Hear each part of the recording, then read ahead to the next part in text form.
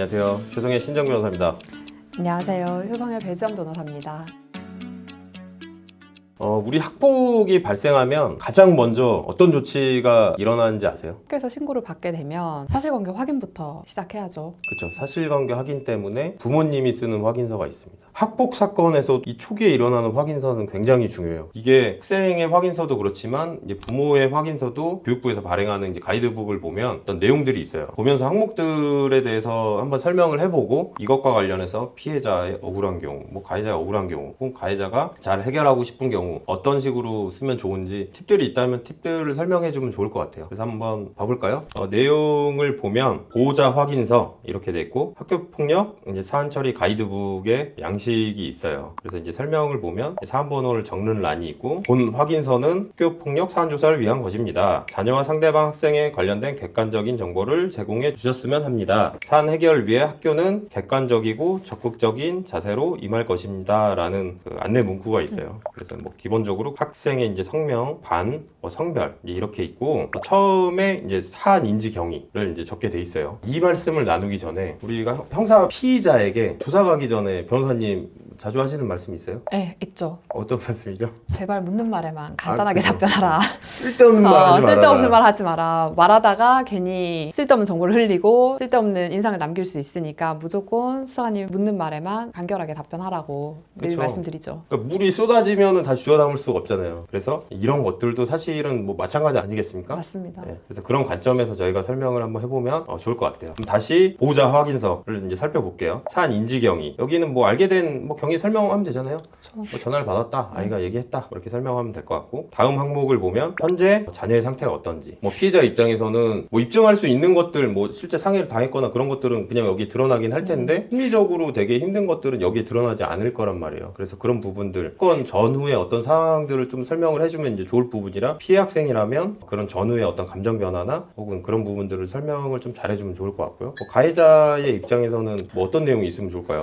사실 가해 학생들도 가해자로 이제 뭐 낙인이 찍히고 심의를 받게 되고 하는 과정에서 당연히 불안함도 있을 거고 스트레스도 있을 거고 힘은 들겠지만 가해자라서 내가 힘들어요라고 해서 도움될 건 사실 없기 때문에 가해자로서 이제 사안을 좀 심각하게 인지하고 반성하고 있다라는 취지가 드러나는 정도면 충분하지 않을까. 내가 인정하고 뭔가 화해가 필요한 사안에서는 가해자의 힘듦을 굳이 그렇게 어필할 필요는 없을 거고 반성하고 있다는 취지 정도가 드러나는 정도면 충분하지 않을까 싶습니다. 그렇죠. 가해자 범죄자들은 다 힘들잖아요. 그렇죠. 누구든지 사람은 다 내일이 되면 뭐든지 힘들지만 피해자만큼 힘들진 않을 맞아요. 거기 때문에 맞아요. 그렇게 비춰지지 않도록 좀 부모님들께서 노력을 하셔야 되지 않을까 싶어요. 다음에 이제 자녀 관련 정보가 있어요. 뭐 교우 관계, 학교 폭력 경험 유무, 자녀 확인 내용 이렇게 세 가지 항목이 있단 말이에요. 이 교우 관계 관련해서는 왜 물어보냐면 사실 이 사건과 관련한 목격자 혹은 이 사건과 관련한 어떤 계획을 공유받은 자 이런 내용들에 관한 확인서를 뭐 받기 위함이 아닐까 혹은 뭐 그 전후 사정과 관련해서 참작할 만한 사정을 좀 듣기 위함이 아닌가 이렇게 생각이 들어요. 그렇죠. 여기 확인서에서 교우관계를 묻는 게 이 아이가 평소에 뭐 누구랑 친하고 누구랑 안 친하고 이런 관점보다는 그 변호사님 말씀하셨던 것처럼 목격자가 필요한 사안들이 있어요. 피해자는 피해자 입장에서 가해자는 가해자 입장에서 아무래도 본인들의 입장에서 이제 이야기를 할 거기 때문에 확인 차원에서 묻는 취지가 있지 않을까라고 생각이 들어요. 관련 학생이 없다라고 하면 질문의 취지에 맞게 그냥 평소 친하게 지내는 학생들에 대해서 그냥 일반적으로 말씀을 해주시면 될 것 같고. 그 다음은 이제 학교 폭력 경험 유무 및 내용에 관한 내용이 있어요. 근데 내용 보면 실제로 밝혀진 것 외에도 의심되는 사안에 대해서도 피해자 입장에서는 내가 피해를 입었다면 사실 이 부분은 뭐 상세히 적어야 되겠죠. 근데 이제 가해자 입장에서는 내가 진짜 학폭 경험이 있거나 아니면 실제 학폭 행위를 했지만 학폭으로 가지 않은 것들 이런 것들을 여기에 적어야 될까요? 어떻게 생각하세요? 사실 이 그 양식의 내용이나 이런 것들이 조금 치밀하게 정제되어 있는 느낌은 아니에요. 그리고 이게 가해자, 피해자 모두 공용으로 쓰는 확인서인데 그러다 보니까 조금 애매한 부분들이 있기는 한데 본인이 실제로 뭐 피해를 당한 경험이 있거나 가해를 한 경험이 있는지에 대해서 그냥 객관적인 배경 정보로 활용이 되는 것 같아요. 특히나 뭐 저희가 다음에도 이야기하겠지만 처분 수위에 따라서 뭐 뭐 기재 유보가 있을 수도 있고 또 이전에 학폭 전력이 있는 경우에 처분이 가중될 수도 있고 그런 기본적인 정보가 필요해서 물어보는 거기 때문에 내가 학폭으로 처분받은 적이 있다라고 하면 그 부분은 숨길 수 없는 부분이기 때문에 그냥 사실 그대로 기재를 하시는 게 좋을 것 같아요. 그 외에 뭐 여기에는 지금 의심되는 사안에 대해서도라고 적혀 있긴 하지만 아까도 저희가 말했듯이 너무 많은 정보를 담으실 필요는 없다. 너무 충실하게 작성하려고 노력하셨다가 오히려 좀 예기치 못한 피해를 입으실 수도 있기 때문에 정확한 정보만 전달을 하시는 게 제일 좋을 것 같습니다. 확실한 것만. 그러니까 부족하더라도 확실한 것만 하고 나중에 부족하면 보완하면 되지. 그럼요. 여기에 확실하지 않은 것들까지 적어가지고 번복하는 것보단 보완하는 게 훨씬 낫죠. 그렇죠.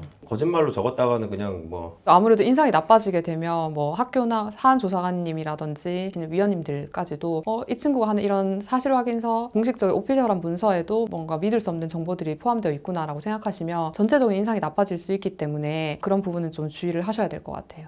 그다음에 자녀 확인 내용 여기가 또 중요하겠죠. 자녀가 이제 피해자라면 언제 어떤 일이 있었고 이것 관련해서 누가 알고 있는지 그리고 이것과 관련해서 아이의 감정적인 변화는 뭐가 있었는지 이런 부분들을 좀 상세히 설명을 해주면 좋을 것 같고 이제 가해자 입장에서는 아까 말씀처럼 뭐 억울한 사례가 있을 수 있고 혹은 뭐 인정하지만 학폭의 어떤 중한 처분 좀 피하고 싶은 경우가 있고 그랬을 때 좀 뭐 어떻게 쓰면 좋을지 뭐 조언해 주실 게 있으신가요? 피해 학생이나 또는 사실관계 자체를 다투는 학생들 같은 경우에는 부모님들 뭐 별지를 이용해서라도 우리가 파악하고 있는 내용들 객관적인 증거가 될 수 있는 자료들이 있다라고 하면 그 근거를 제시해 주시면 더 좋으실 거고 우리가 파악하고 있는 내용은 이러이러한 내용이다라는 걸 좀 자세하게 설명해 주시면 좋을 것 같아요. 뭐 인정하는 사안이더라도 표현의 방식이라든지 상대방이 주장하는 내용에 따라서 묘한 차이가 있을 수 있잖아요. 그래서 우리가 파악하고 있는 걸 최대한 팩트에 기반해서 작성을 해주시면 좋을 것 같아요. 언제 어디에서 어떻게 했고 똑같이 뭐 한 대를 때리더라도 풀스윙으로 한 대 때렸는지 아니면 나는 뭐 이렇게 조금 툭 친 정도였는지 또 이거를 때린 경위가 정말 아무 이유 없이 때린 건지 우리 아이가 속상할 수 있는 말을 듣고 화가 나서 때린 건지 뭐 여러 가지 사실관계가 있을 수 있잖아요. 그런 것들을 좀 다 객관적으로 최대한 아이의 이야기도 들어보고 학교에서 말씀하신 이야기도 듣고 최대한 객관성을 가지고 좀 팩트를 작성하시면 좋겠어요.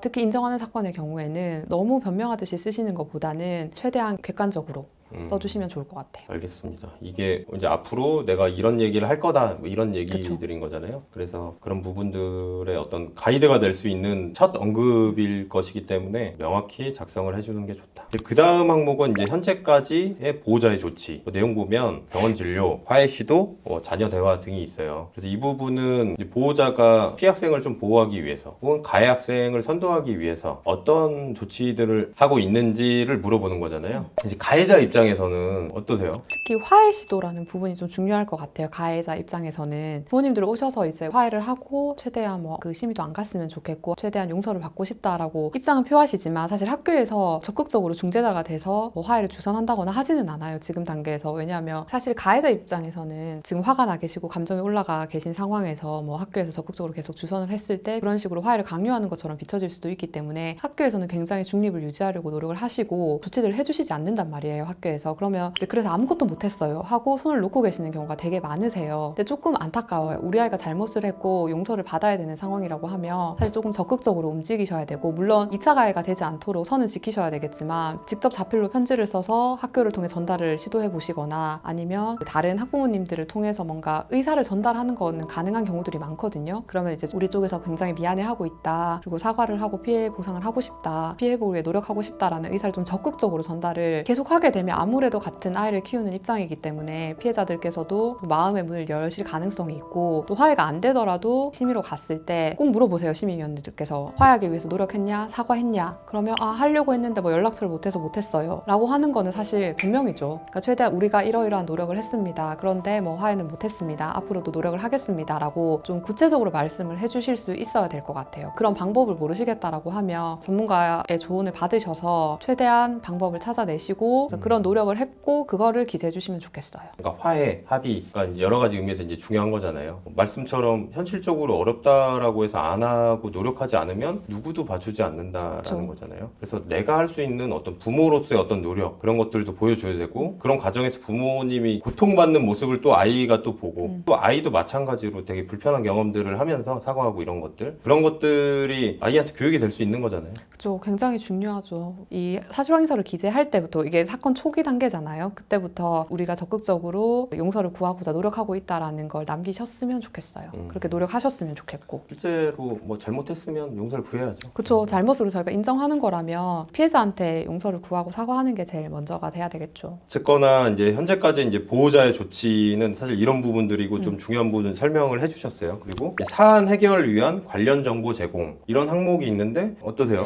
만약에 조금 아이가 치료를 받고 있는 부분이 있다든지 그러니까 특이 사항에 대해서 기재를 해주시면 충분하지 않을까 싶어요. 이 절차를 진행하는 데 있어서 예를 들어서 이제 뭐 정신과 진료를 받고 있는 부분이 있다거나 아니면 신체적으로 불편한 부분이 있다거나 했을 때 이렇게 심의를 받거나 전담조사관과 조사를 하는 데 있어서 부모의 도움이 필요하거나 하는 경우들이 있을 수 있잖아요. 그러니까 이런 뭐 진단을 받은 내용이 있다라고 하면 그런 거 정도는 써주실 수 있을 것 같은데 그 외에 뭐 너무 개인적인 그런 성향들이나 뭐 생각에 가까운 본인들의 판단에 가까운 내용을 굳이 쓰실 필요는 있을까 싶어요. 꼭 알아야 되는 정말 말 그대로 특이사항이나 특이점이 있으면 기재를 해주시고 사실 없다고 하면 저는 비워놔도 상관없을 것 같아요. 다음 항목 보면 현재 보호자의 심정, 뭐 가해자의 입장에서는 뭐 어떤 내용이 있으면 좋을까요? 가해 학생이라고 하면 양육이나 그런 교육에 있어서 뭐 부족함을 느꼈다, 뭐 이렇게 주의하겠다, 그리고 피해자들에게 너무 죄송하다, 사과를 위해 노력하겠다 정도의 그런 것만 표현을 해주시면 되지 않을까. 아이가 어쨌든 문제를 일으켰다고 하니 내가 잘못 키운 건 아닐까, 혹시 뭐 더 큰 문제를 만들진 않을까 굉장히 걱정들을 많이 하시거든요. 근데 그런 것들 뭐 구구절절 다 쓰라는 취지는 아니라서 너무 자책하고 자기를 비하하는 뭐 그런 내용도 지양하시면 좋을 것 같고 담백하게 쓰셨으면 좋겠어요. 역시나 말을 많이 하지 말아라. 네. 앞서 충분히 설명됐을 거니까. 다음은 본사안 해결을 위한 보호자 의견, 바라는 점 어떠세요? 가해자 같은 경우에는 뭐 할 수 있는 말이 원만하게 저희는 용서를 구하고 피해 회복을 위해 노력하고 싶다, 그런 기회가 주어졌으면 좋겠다 정도를 말하실 수 있을 것 같고, 이건 피해자에게 더 중요한 부분일 것 같아요. 왜냐하면 뭐 특히나 성사안이라든지 굉장히 예민한 사안들이라고 하면은 학교에서 부딪히거나 2차 가해 같은 것도 염려가 되실 거기 때문에 뭐 학급 교체라든지 뭐 이렇게 동선 분리라든지 요구사항을 좀 디테일하게 써주시면 좋을 것 같아요. 피해자들 같은 경우에는. 피해자 입장에서는 2차 가해 등 네. 때문에 좀 요청 사항들을 좀 디테일하게 남기면 좋다. 이렇게 한번 보호자 확인서를 훑어보면서 말씀을 나눠봤는데 이게 한쪽으로 쓰기에 뭐 부족할 수도 있고 저희 입장에서는 한쪽도 많다 이런 입장이긴 하지만 부족하다면 뭐 다른 종이를 이용할 수도 있는 네. 거잖아요. 이거는 뭐 예시의 형식인 거니까. 맞아요. 네. 그리고 여기에 꼭 질문하는 것에 다 답변하지 않으셔도 돼요. 이거는 말 그대로 그냥 이제 편의를 위해서 작성된 거기 때문에 별지에 본인들이 하시고 싶으신 말씀이나 꼭 전달해야 될 게 있다라고 하면은 얼마든지 자유롭게 기재해서 학교에 전달하실 수 있기 때문에 이 양식에 막 엄청나게 구애를 받으실 필요는 없어요. 열린 마음으로 작성을 하셔도 될 것 같아요. 알겠습니다. 이렇게 오늘 확인서 관련해서 말씀을 나눠봤는데 저희의 설명을 듣고 많은 분들이 도움이 됐으면 좋겠습니다. 고생하셨습니다. 고생하셨습니다.